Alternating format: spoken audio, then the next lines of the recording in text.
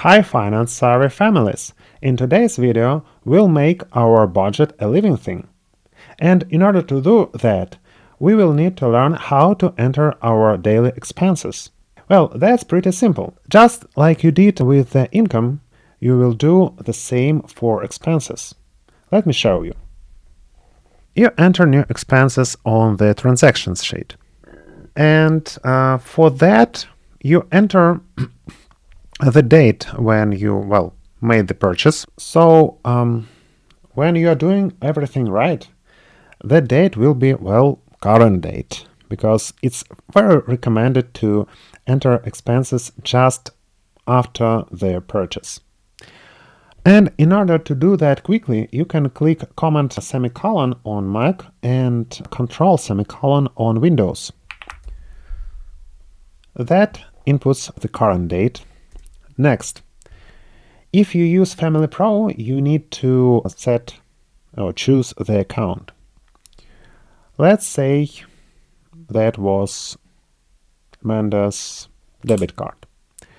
And for the category, again, it's important to use one of the categories on the list. So you can basically type that in, like food, and as you type the name of the category, the list is filtered by that token. You can select it by clicking on the name.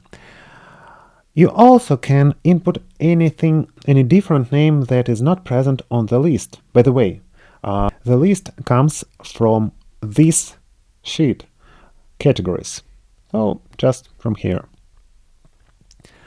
And if you type something different, like, let's think music, why not? You see here is a red triangle that indicates that your input doesn't match any item on your categories list. And it's important to use an item that is on the list, because otherwise this expense won't go into the budget and you will have hard to track issues and problems in your budget. So let's fix this by selecting the right category from the list. And another note here, if you realize that you need to track another category, just go into categories, add that category here, like that's music, and reassign money or assign money into that category. So let's do that. Let's select the music and add $100 into that category. But we need to also alter the budget by, say, subtracting this amount from miscellaneous.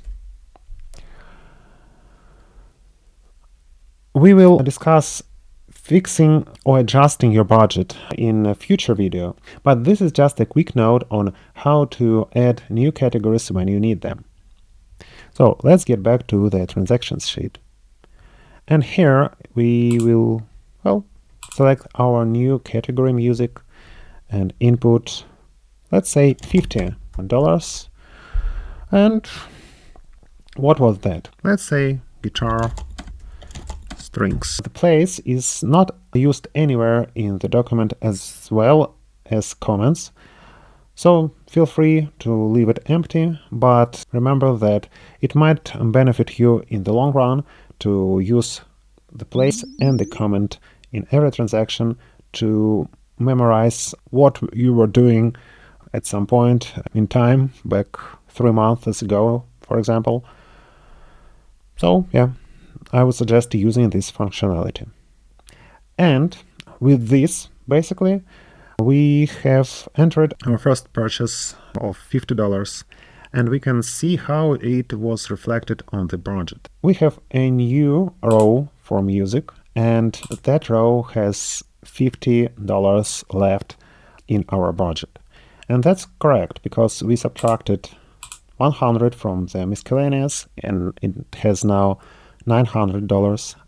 Added that amount to music, and then, spend $50 out of that $100 on buying guitar strings. So that's it for inputting expenses into your budget. In the next video, I'll show you how to add income. Thanks for watching and see you in the next video.